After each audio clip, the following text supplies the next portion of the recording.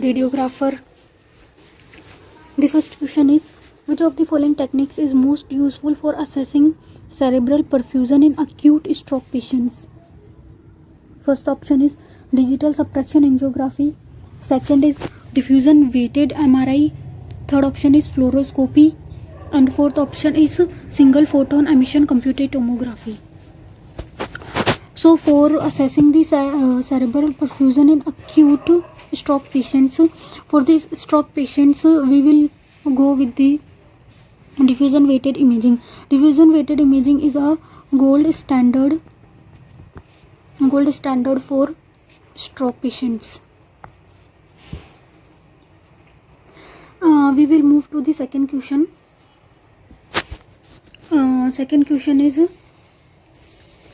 in a CT angiography study, which phase of contrast injection provides the best visualization of arterial structures?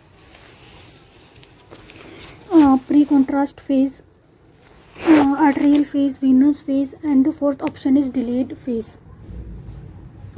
So for the study during the CT angiography and for the visualization of the arterial structure, the best phase is the arterial phase. So the answer is option B. We will move to the third question. This question is third question is, the principle of time of flight imaging is commonly used in which of the following modalities?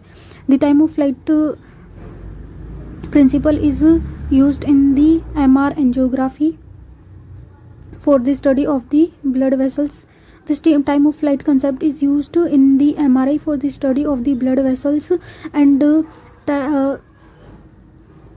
time of flight concept is used for the study like the circle of villi, in which we not need to use the contrast media.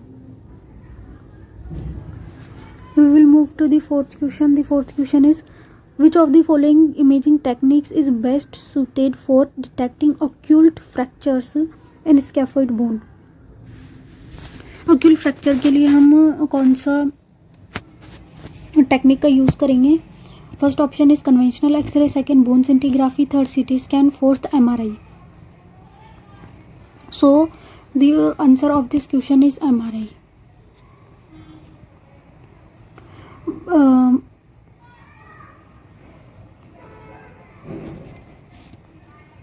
Fifth question, when performing a PET scan, radiopharmaceutical fluorodeoxyglucose primarily accumulates in the tissue with. Question पूछ रहा है कि जब हम PET CT scan perform करते हैं तो उसके अंदर हम फ्लोरोडीऑक्सीग्लूकोज का यूज़ करते हैं एज अ फार्मास्यूटिकल, तो उसमें जो FDG है, FDG18 जो है वो प्राइमरीली किस टाइप के टिश्यूज़ में एक्यूमुलेट होगा? पहला ऑप्शन है high calcium deposition,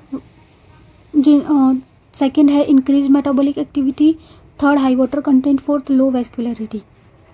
so FDG accumulate in the tissues where high metabolic activity is present.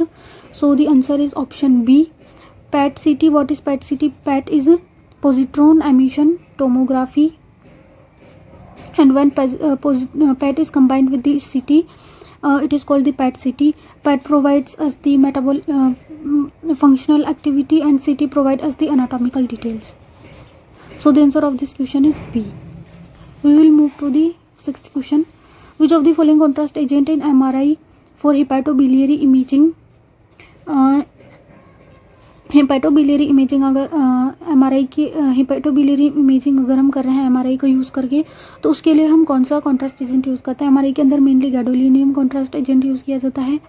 इसके अंदर ऑप्शंस क्या है? आयोडीजेनल, gadobenate dimeglumine, third option is barium sulphate and fourth is air. तो इसका क्वेश्चन का आंसर क्या होगा? बी, गैडोबेनेट डाइमैग्ल्यूमिन. आयोडीजेनल तो आयोडीनेटेड कॉन्ट्रास्ट मीडिया है जो कि हम स्पेशल इन्वेस्टिगेशंस या फिर सीटी के अंदर यूज़ करते हैं. बेरियम सल्फेट GIT इन्वेस्टिगेशंस के लिए यूज़ होता है, GIT स्पेशल इन्वेस्टिगेशंस. तो answer is gadobenate dimeglumine. We will move to the next question. In a DSA procedure, which vessel is most commonly assessed for cerebral angiography?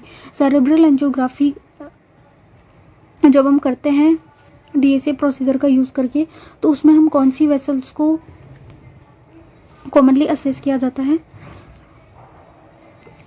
DSA stands for the digital subtraction angiography. यहाँ पे हमारे option है axillary artery, second option है brachial artery, third है femoral artery and fourth है popliteal artery. तो जो answer होगा इसका वो होगा ऑप्शन सी। मेनली हम फिमोरल आर्टरी का यूज़ करते हैं। अगर हम फिमोरल आर्टरी को अप्रोच नहीं कर पा रहे हैं तो फिर हम ब्रेकियल आर्टरी के साथ जाते हैं, otherwise we will go with the femoral artery. So the answer of this question is femoral artery. We will move to the next question. Question number 8. Dual energy city is most commonly used to differentiate between. Dual energy city को हम किसको use करते हैं differentiate करने के लिए? Air and fat, bone and soft tissue. For the bone and soft tissue we will use DEXA, dual energy x-ray absorptiometry. Third gout and uric acid stones and fourth is normal abnormal lung parenchyma. The answer of this question is option number C. To differentiate the gout and the uric acid stones, we will perform the dual energy CT, जिसके अंदर हम 2 different energy की X rays का use करते हैं। एक low energy X ray 80 kVp and 140 kVp and फिर उससे डुअल एनर्जी CT को परफॉर्म किया जाता है। उसके डुअल एनर्जी CT को परफॉर्म करने के भी अलग अलग डिफरेंट टेक्निक्स होते हैं। We will solve the questions on them in upcoming sessions.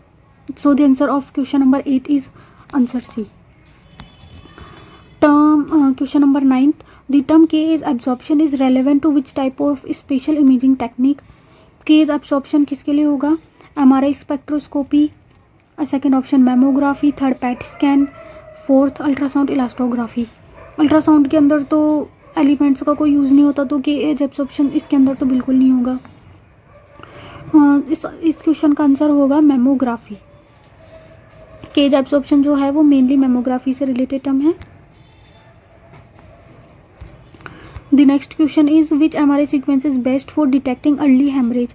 Early haemorrhage को डिटेक्ट करने के लिए कौन सा MRI सीक्वेंस जो है बेस्ट होगा? Diffusion weighted imaging, gradient echo, T2 weighted imaging और T1 वेटेड इमेजिंग। तो अर्ली हेमरेज को डिटेक्ट करने के लिए हम यूज़ करते हैं ग्रेडियंट इको सीक्वेंस का। So the answer of the 10th and the last question is gradient echo. Thank you.